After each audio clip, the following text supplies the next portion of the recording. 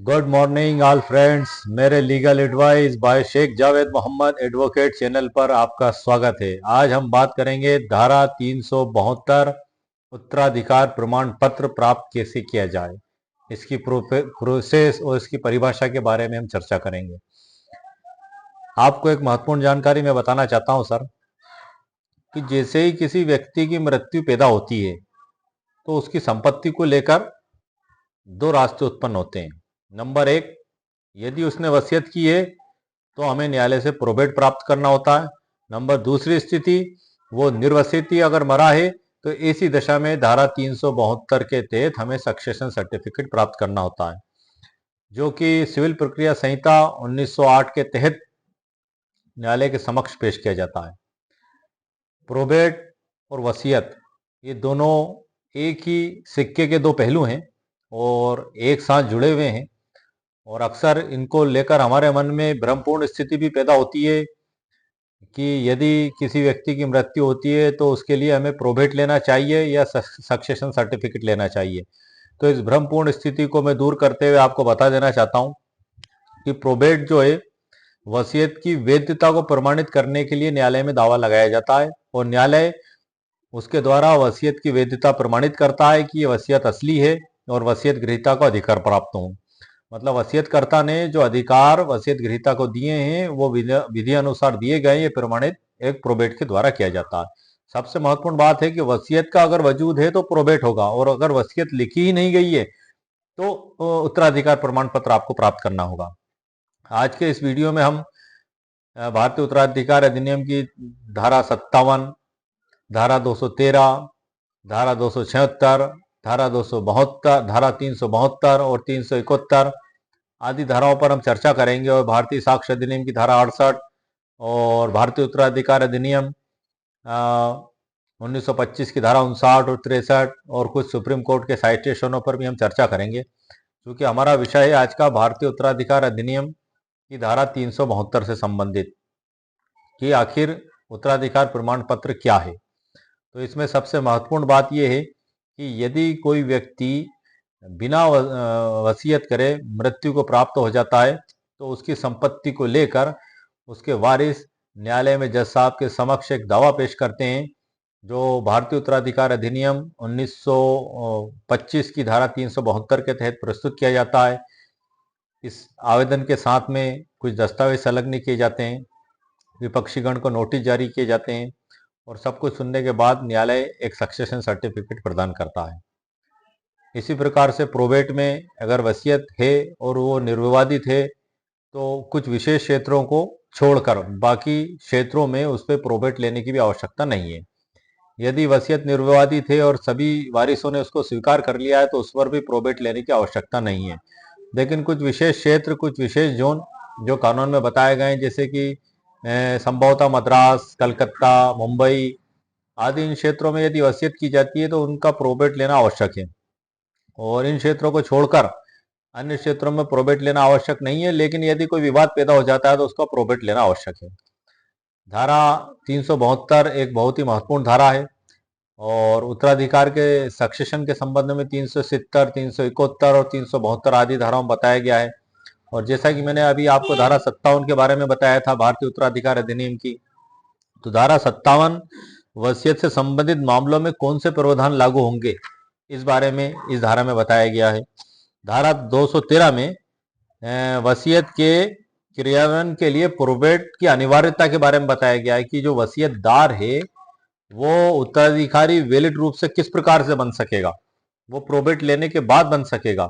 ये इस धारा में इसके ऊपर फोकस किया गया है और उसकी अनिवार्यता के बारे में बताया गया है। धारा 276 भारतीय उत्तराधिकार अधिनियम, इसके तहत प्रोबेट की अर्जी दाखिल की जाती है। प्रोबेट मतलब प्रशासन पत्र या एडमिनिस्ट्रेशन लेटर भी कहते हैं, और ये जो वसीयत के आधार पे जो अदालत में जिसमें जो दावा पेश किया जाता है तो अदालत उस वसीयत की वैधता का प्रमाण जारी करती है, और जो वसीयत गृहीता है उसको अधिकार प्राप्त होते हैं। इसी प्रकार से धारा 372 जो है, 372 में जो है कि उत्तराधिकार जिसको कहते हैं सक्सेशन सर्टिफिकेट लिए जाने के बारे में बताया गया है। अब उत्तराधिकार प्रमाण पत्र क्यों आवश्यक है, जैसा कि मैंने पिछले वीडियो में बताया था प्रोबेट के बारे में भी, और उत्तराधिकार क्यों आवश्यक है, तो इसके संबंध में भी मैंने एक कानूनी लेख और एक मुकम्मल भाषा में और कानून के तहत आपको समझाने के लिए तैयार किया है, जो मैंने कंप्यूटर स्क्रीन पर भी अपलोड करके रखा है। तो आइए मैं आपको उसके बारे में सर संक्षिप्त में जानकारी देता हूँ, और उसके बाद ये जो धाराएं बाकी की बताई हैं और जो भारत के कोई सर्वोच्च न्यायालय के फैसले हैं उनके बारे में भी मैं आपको प्रकाश डालूंगा वीडियो के अंत में। वीडियो आप पूरा देखें, बीच में स्किप ना करें, वरना आप महत्वपूर्ण जानकारी से वंचित हो जाएंगे। आइए सर, जैसा कि सर हमारा आज का टाइटल है, धारा 372 उत्तराधिकार प्रमाण पत्र कैसे प्राप्त करें, यह आज का हमारा टाइटल है वीडियो का। इसकी जो जानकारी मैंने आपको दी है और आसान शब्दों में मैंने आपके लिए तैयार करके रखे, ये आइए सर मैं आपको बताता हूं, जो आपके लिए एक महत्वपूर्ण जानकारी साबित होगी और आपके अंदर जो भ्रम पैदा होता है प्रोबेट और उत्तराधिकार सक्सेशन सर्टिफिकेट को लेकर, वो भी दूर होगा। आइए सर, भारतीय उत्तराधिकार अधिनियम 1925 की धारा 372, धारा 372 मृत व्यक्ति की संपत्ति के लिए उत्तराधिकार प्रमाण पत्र प्राप्त करने की प्रक्रिया बताती है, जिसे सक्सेशन सर्टिफिकेट भी कहते हैं। किसकी? मृत व्यक्ति की। ये सर आप ध्यान से सुनिएगा, गौर से सुनिएगा। यह तब लागू होती है, कब लागू होती है सर?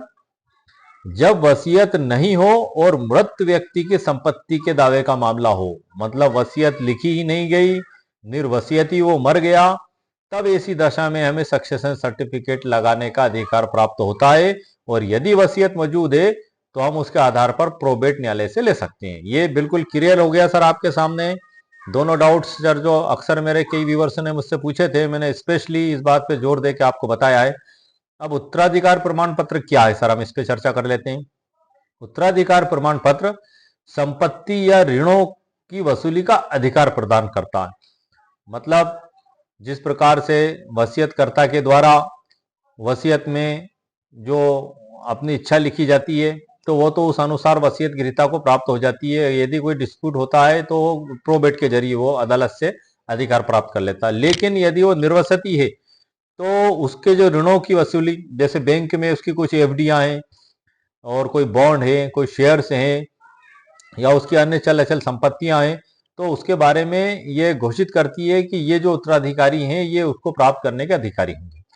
तो ये उत्तराधिकार प्रमाण पत्र के जरिए वो अधिकार इन लोगों को प्राप्त होते हैं। यह वसीयत के अभाव में संपत्ति के वितरण के लिए आवश्यक होता है, क्योंकि वसीयत है ही नहीं सर, अब संपत्ति का वितरण कैसे होगा? उत्तराधिकारियों में कोई विवाद पैदा ना हो, उनमें कोई लड़ाई झगड़े पैदा ना हो, इन सब से बचने के लिए अदालत में सक्सेशन सर्टिफिकेट के लिए याचिका दायर की जाती है, आवेदन दिया जाता है, ताकि सभी उत्तराधिकारी उसमें घोषित हो सकें और विधि अनुसार अपने अपने हिस्से को और वो संपत्ति जो वसीयतकर्ता की है उसको प्राप्त कर सकें। ये वसीयत ना होने की दशा में इसके तहत कार्रवाई की जाती है। ये सर फिर आपको मैं दोबारा इस बारे में बता रहा हूँ, ये महत्वपूर्ण बात है। अब धारा 372 के तहत आवेदन और उसकी प्रक्रिया के बारे में भी हम बात कर लेते हैं सर। आवेदन का क्षेत्राधिकार आएगा सबसे पहला तो सर, कि आवेदन कहाँ पेश होगा। मृत व्यक्ति की स्थायी निवास स्थान के क्षेत्राधिकार में आने वाले जिला न्यायालय में आवेदन किया जाता है। मृत व्यक्ति की स्थायी निवास स्थान मतलब जो व्यक्ति मरा है उसका मूल निवास स्थान कहाँ था, वहां के जिला न्यायालय में या एडीजे कोर्ट में, या हर जगह का क्षेत्राधिकार और कोर्ट अलग अलग है, वहां इस प्रकार से पेश किया जाता है। आवेदन में शामिल बिंदु, इसमें आवेदन में क्या क्या बिंदु शामिल होंगे, तो इसमें सर नंबर 1 है मृत व्यक्ति का नाम और मृत्यु तिथि, मतलब जो व्यक्ति मरा है उसका नाम और मृत्यु की तिथि, जिसको मृत्यु प्रमाण पत्र भी आपको इसके साथ लगाना आवश्यक है। नंबर 2 है संपत्ति का विवरण और मूल्य, मतलब मृत्यु प्रमाण पत्र लगाना इसलिए आवश्यक है सर क्योंकि हम उसमें हमारे दावे में जो लिखेंगे कि इनकी मृत्यु इस तारीख को हो चुकी है, तो इसी दशा में ये लगाना आवश्यक है, क्योंकि वसीयत का कानून ही ये है कि वसीयतकर्ता की मृत्यु के बाद ही वो प्रभाव में आता है। अब न्यायालय के समक्ष आप खड़े होंगे और उसका मृत्यु प्रमाण पत्र पेश किए बगैर ही आपने पेश कर दिया, तो न्यायालय भला कैसे ये मानेगा कि जिसके बारे में आप संपत्ति चाहते हैं वो जीवित है कि मर गया है? उसके बिना आपको सक्सेशन सर्टिफिकेट प्राप्त नहीं होगा सर, आपको मृत्यु प्रमाण पत्र लगाना होगा और ये नेसेसरी और बेहद आवश्यक है। संपत्ति का विवरण और मूल्य, वसीयतकर्ता ने सॉरी इसमें वसीयत का तो प्रश्न ही नहीं है सर, वसीयत का विवरण और मूल्य, मतलब जो व्यक्ति निर्वसती मरा है तो उसकी क्या क्या संपत्ति है जिसके संबंध में आप सक्सेशन सर्टिफिकेट लेना चाहते हैं। जैसे कि बैंक में एफडी है तो आपको एफडी के कागज के बारे में लगाना होगा, बताना होगा। बॉन्ड है, शेयर्स हैं या और अन्य चल अचल संपत्ति है, तो उन सभी के उसके मालिकाना हक के दस्तावेज, जिससे पता चल सके कि ये जो व्यक्ति मरा है ये इन संपत्तियों का मालिक था और आप उन संपत्तियों पर उत्तराधिकार सर्टिफिकेट लेना चाहते हैं। ये उन सभी संपत्तियों का विवरण, उनके दस्तावेज आपको अदालत में जज साहब के सामने प्रस्तुत करना होंगे। सभी उत्तराधिकारियों की जानकारी, जितने भी हेयर्स हैं, ऐसा नहीं हो कि आपने कुछ को बना लिया और कुछ को छिपा लिया और हिडन कर दिया और कपट तरीके से और फर्जी तरीके से उसको पेश कर दिया। यह आपके लिए सर बड़ा दुखदायी होगा। क्यों? क्योंकि इसके संबंध में कुछ अतिरिक्त जानकारियां भी हैं जो कि मैंने आपके लिए स्पेशली बुक में भी रखी हैं, और इसमें भी ये बताया गया है कि इसकी धारा जो अंत में जो दी है 372 की, यदि आप बेईमानी या कपट पूर्वक करते हैं तो उसके बारे में मैं लास्ट का पढ़ के बता देता हूँ। बाकी का मैं आपको डिटेल में इसका आगे बाद में बता दूंगा। ये 372 की उपधारा 2 में है सर ये, यदि अर्जी में कोई ऐसा प्राकथन है जिसके उसे सत्यापित करने वाले व्यक्ति को मिथ्या होने का या तो ज्ञान है या विश्वास है, या जिसके सत्य होने का विश्वास नहीं है, तो उस व्यक्ति के बारे में माना जाएगा कि उसने भारतीय दंड संहिता की धारा 198 के अधीन अपराध किया है। सर एक दंडनीय अपराध है मिथ्या जानकारी अदालत में देना। इसलिए आप सोच समझकर 372 का सक्सेशन सर्टिफिकेट करें, वरना अदालत में पेश करें और सही जानकारी पेश करें। अगर आपने कपट पूर्वक जानकारी, झूठी जानकारी और गलत जानकारी कोर्ट में दी तो आपको जेल भी हो सकती है, सजा भी हो सकती है, जुर्माना भी हो सकता है, और 198 में जो प्रावधान बताए गए उसके तहत आपको दंड भी हो सकता है। तो ये मैंने वीडियो के बीच में ही सर आपको बताया था। अब मैं इसमें आगे बताता हूँ। ये बुक्स की जो डिटेल है मैं सर आपको थोड़ी देर बाद बता दूंगा, क्योंकि अभी हम इसी टॉपिक पे चल रहे हैं, तो मैं यही टॉपिक सर आपको बता देता हूँ। प्रमाण पत्र प्राप्त करने का उद्देश्य, ये भी सर आपको आवेदन में लिखना होगा कि आप किस उद्देश्य से प्राप्त करना चाहते हैं। मतलब इन संपत्तियों के आप हेयर्स घोषित होना चाहते हैं और उन पे आप जैसे बैंक की एफडियां वो लेना चाहते हैं, शेयर्स हैं, जो भी आपके, वो सब आप उत्तराधिकारी प्राप्त कर पाएगा। जब तक आप उत्तराधिकारी घोषित नहीं होंगे तो ना तो बैंक आपको एफडी देगा, ना अन्य जगहों से आपको वो संपत्तियां प्राप्त होंगी। लेकिन अदालत जैसे ही आपको हेयर्स घोषित करेगी और सक्सेशन सर्टिफिकेट आप देगी, तो उन सभी संपत्तियों की जो जिसकी मृत्यु हुई है और जिसके आप वारिस हैं वो आप प्राप्त करने के अधिकारी हो जाएंगे। नंबर तीसरा आता है सर इसमें नोटिस जारी करना। अदालत कभी संबंधित पक्षों और वारिसों को नोटिस जारी करती है। अदालत सभी संबंधित पक्षों को और वारिसों को नोटिस जारी करती है। मतलब जो व्यक्ति मृत हुआ है उसके जितने भी वारिस हैं, जितने भी बेटे बेटियां हैं, जितने भी उसके उत्तराधिकारी हैं विधि अनुसार, उन सबको अदालत के द्वारा नोटिस जारी किया जाता है। यदि कोई आपत्ति होती है तो वह प्रमाण पत्र जारी कर दिया जाता है। यदि कोई आपत्ति नहीं होती है तो प्रमाण पत्र जारी कर दिया जाता है। मतलब नोटिस जारी करने के बाद यदि कोई आपत्ति किसी उत्तराधिकारी के द्वारा की गई तो कोर्ट के द्वारा उसको सुना जाएगा, उसका निराकरण किया जाएगा, और यदि कोई आपत्ति नहीं आती है तो सक्सेशन सर्टिफिकेट जारी कर दिया जाएगा। प्रमाण पत्र का महत्व। उत्तराधिकार प्रमाण पत्र संपत्ति या ऋण वसूली के लिए आवश्यक कानूनी दस्तावेज।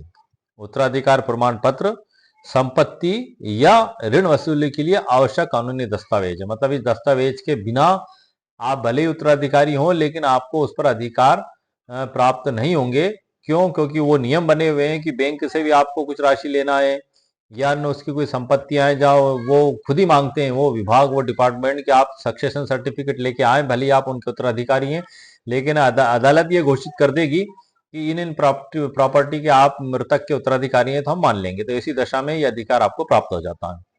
बैंक खाते, निवेश या अन्य वित्तीय लेन देन के लिए आवश्यक होता है, जैसा कि मैंने आपको बताया था।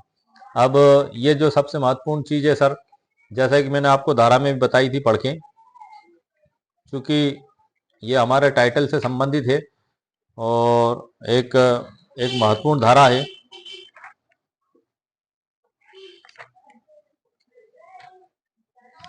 ये हमारे टाइटल से भी संबंधित है और एक महत्वपूर्ण भी धारा है सर। तो इसके बारे में मैं आपको कुछ शार्ट में भी बता देता हूँ। ये जो बुक्स में लिखा हुआ है ये भारतीय उत्तराधिकार अधिनियम 1925 है और इसकी धारा 372 के बारे में मैं सर आपको जानकारी दे रहा हूँ।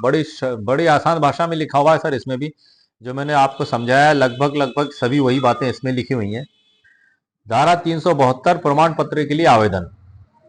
ऐसे प्रमाण पत्र के लिए आवेदन सिविल प्रक्रिया संहिता 1908 द्वारा, मतलब सीपीसी का इसमें उल्लेख है, उसके द्वारा या उसके निमित्त किसी वाद को हस्ताक्षरित और सत्यापित करने के लिए, मतलब या उसके निमित्त किसी बात को हस्ताक्षरित या सत्यापित करने के लिए विहित रीति से आवेदक द्वारा या उसके निमित्त किसी बात को हस्ताक्षरित और सत्यापित अर्जी द्वारा जिला न्यायाधीश को किया जाएगा और उसमें निम्नलिखित विशिष्टियां दी जाएंगी।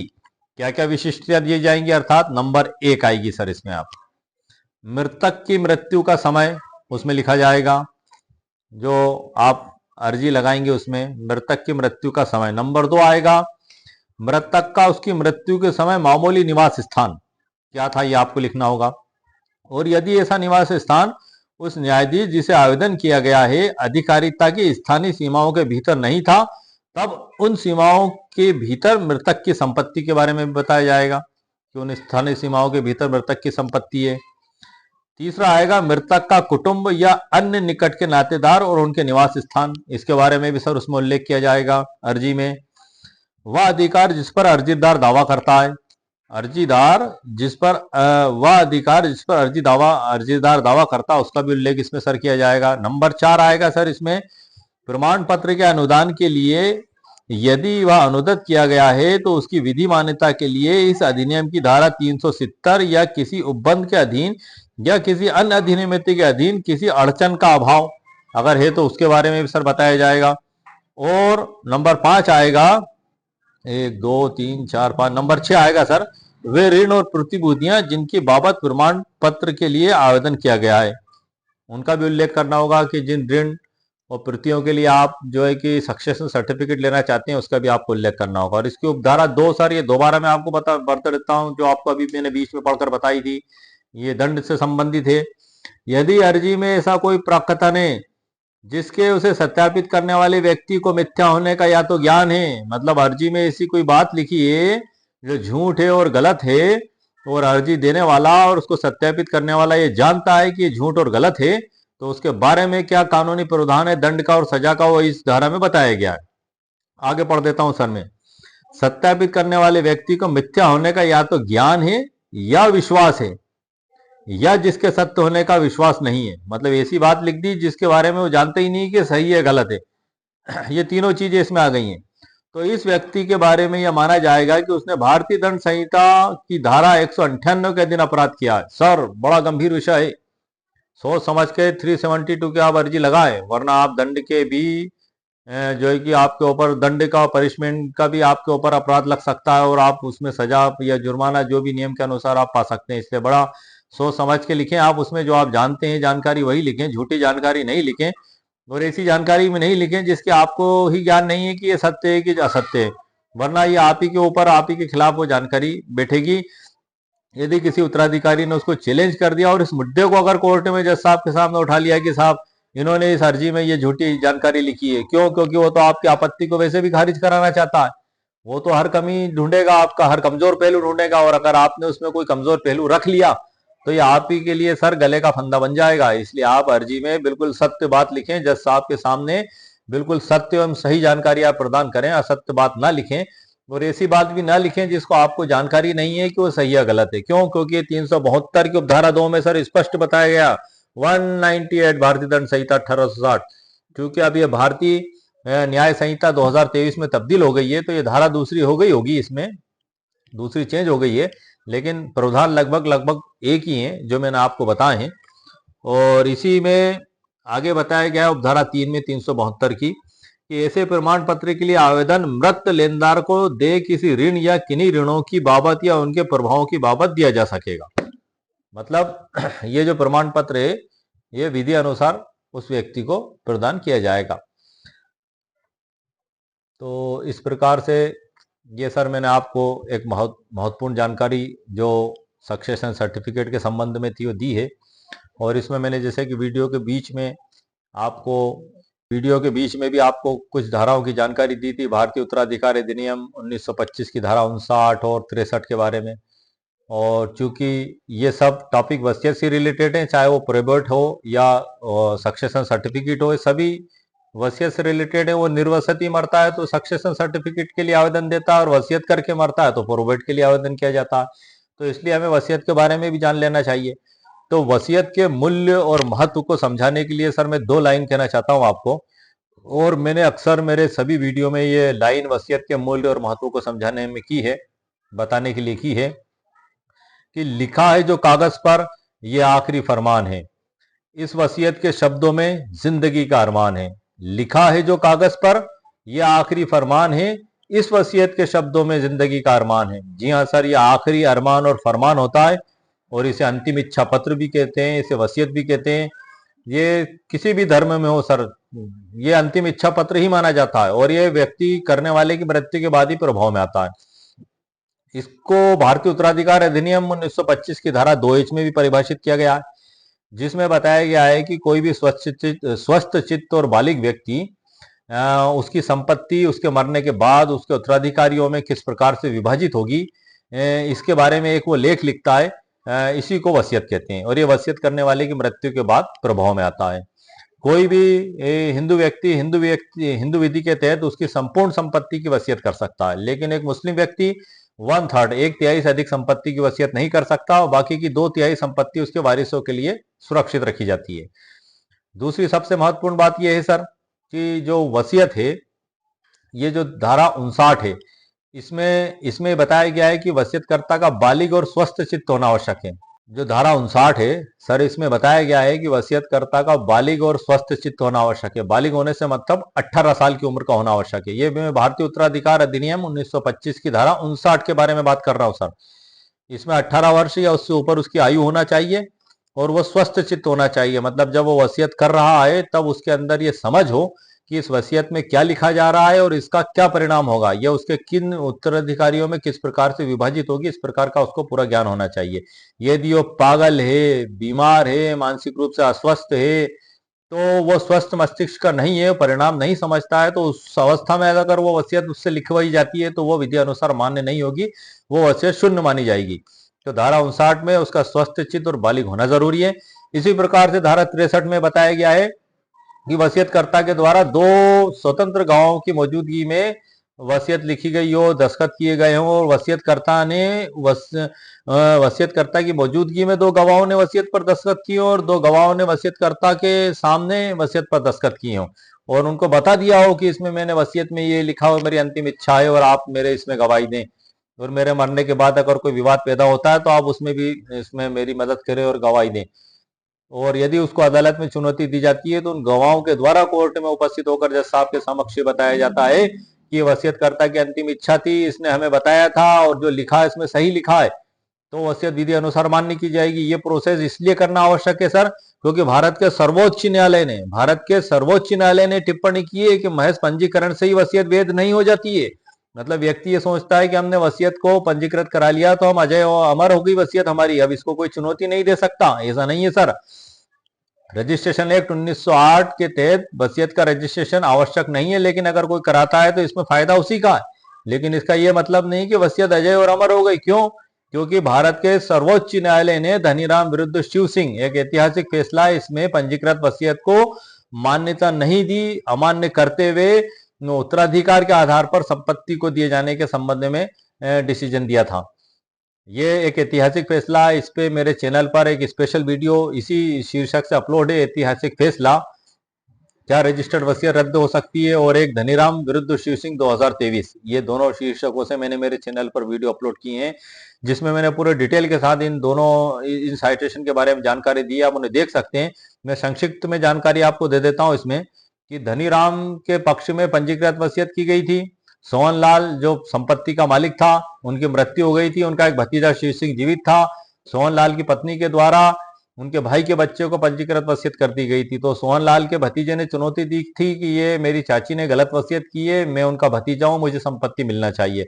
ये मुकदमा चलते चलते भारत के सर्वोच्च न्यायालय तक गया। भारत के सर्वोच्च न्यायालय ने माना कि वसीयत को विधि अनुसार प्रमाणित नहीं किया गया था, और विधि अनुसार प्रमाणित नहीं करने के कारण उन्होंने रजिस्टर्ड वसीयत को नहीं मानते हुए उत्तराधिकार अधिनियम 1956 के तहत शिव सिंह को संपत्ति प्राप्त करने का, बंटवारा करने का अधिकारी माना। वहीं दूसरी ओर ठीक इसके विपरीत सर, नोटरीकृत वसीयत को भारत के सर्वोच्च न्यायालय ने मान्यता दी। ऑल इंडिया के नोटरी एडवोकेट्स के लिए सर एक बहुत ही महत्वपूर्ण जानकारी है, एक सुनने और समझने लायक, एक हौसले बुलंद करने वाली जानकारी है ऑल इंडिया के नोटरी एडवोकेट्स के लिए।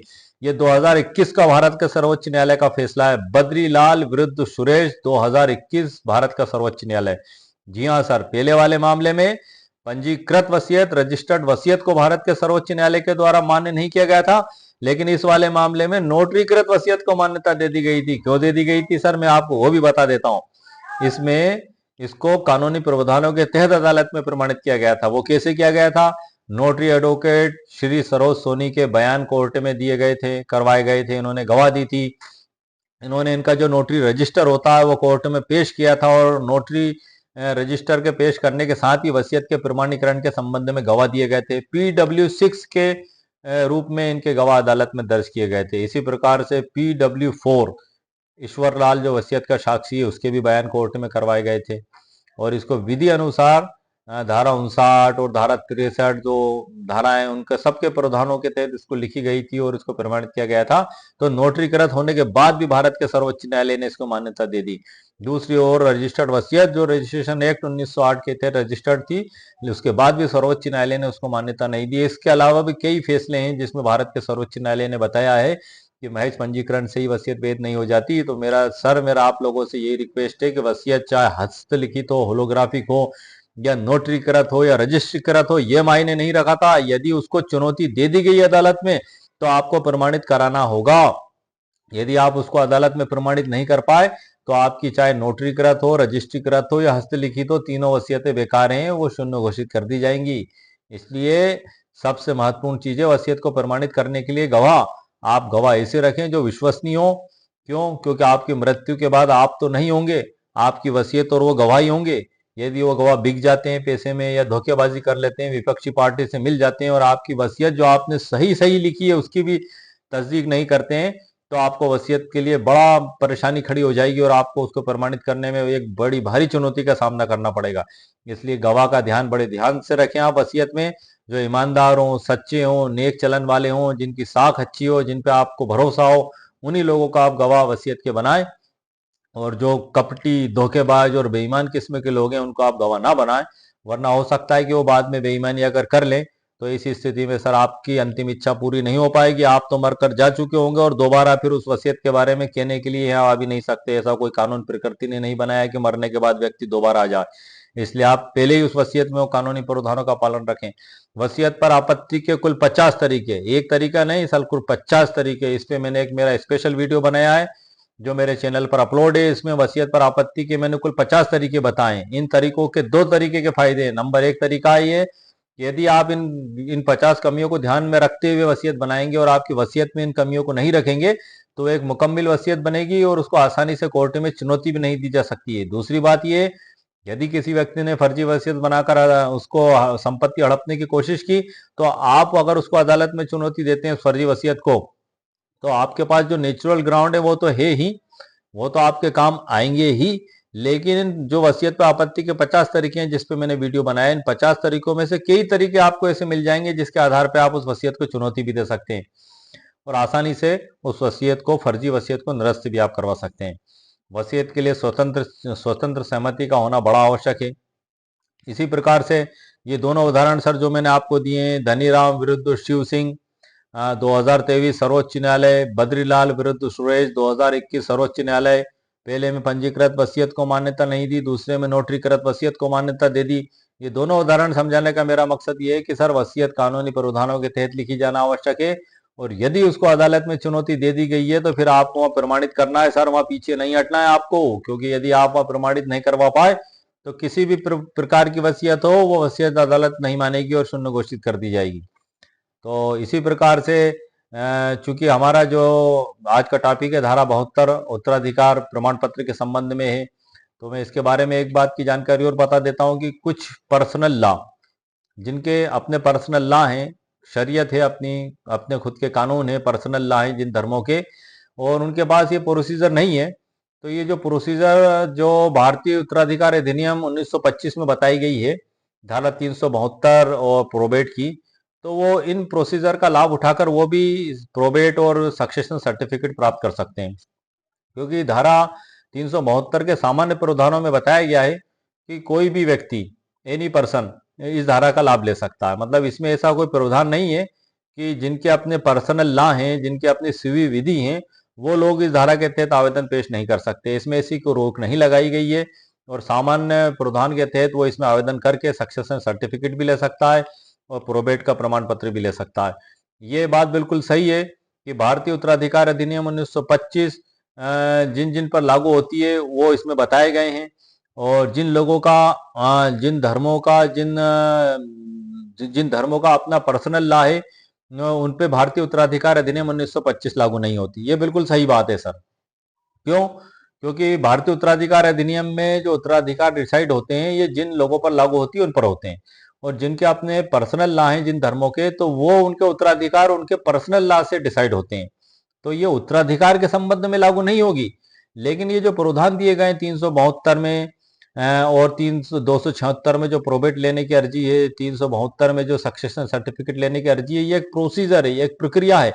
इसका उत्तराधिकार से कोई ताल्लुक नहीं है। उत्तराधिकार तो आपके अपने पर्सनल लॉ से डिसाइड होंगे ही होंगे, लेकिन उनको प्राप्त करने की जो प्रोसीजर है वो आप इसके तहत कर सकते हैं। जैसे कि आपकी वसीयत है, आपका पर्सनल लॉ मौजूद है, फॉर एग्जाम्पल मुस्लिम लॉ के तहत आप ले लें, आपका पर्सनल लॉ अपनी जगह मौजूद है, उसमें जो उत्तराधिकार है वो अपनी जगह है, वो डिस्टर्ब नहीं हो रहे हैं भारतीय उत्तराधिकार अधिनियम 1925 से। ना भारतीय उत्तराधिकार अधिनियम उनको डिस्टर्ब कर रहा है, ना उन पर लागू हो रहा है, वो आपके पर्सनल लॉ से लागू हो रहा है। लेकिन आपकी वसीयत, किसी मुस्लिम व्यक्ति ने वसीयत लिखी, वसीयत को चैलेंज कर दिया गया, अब आपको प्रोबेट तो लेना पड़ेगा सर।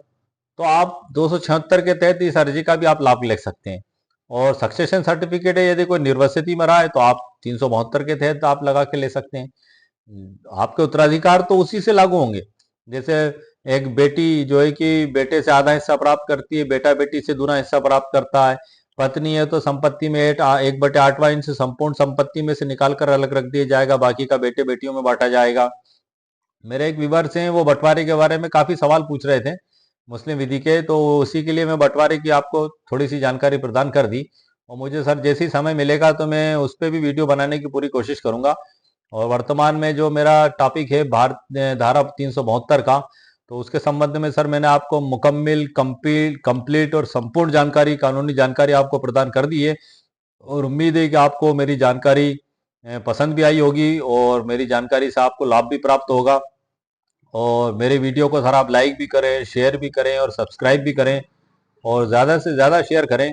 इससे पहले मैंने एक वसीयत से रिलेटेड, सॉरी प्रोबेट से रिलेटेड एक वीडियो और बनाया है कि प्रोबेट क्या है, ये कब आवश्यकता पड़ती है, कब लिया जाना चाहिए, कब नहीं लिया जाना चाहिए। इससे पहले मेरा वीडियो आप उसको भी देख सकते हैं। ये दूसरा वीडियो मेरा जो है कि धारा 372 पे स्पेशली मैंने बनाया है। इन दोनों में अंतर भी मैंने आपको समझा दिया। एक बार और बता देता हूँ कि वसीयत अगर की गई है तो प्रोबेट लिया जाएगा, वसीयत अगर नहीं की गई है तो सक्सेशन सर्टिफिकेट लिया जाएगा। ये बिल्कुल आसान शब्दों में सर मैंने आपको बताया। तो इस प्रकार से उम्मीद है सर आपको मेरी दी हुई जानकारी पसंद आई होगी। ओके, शुक्रिया, थैंक यू सर।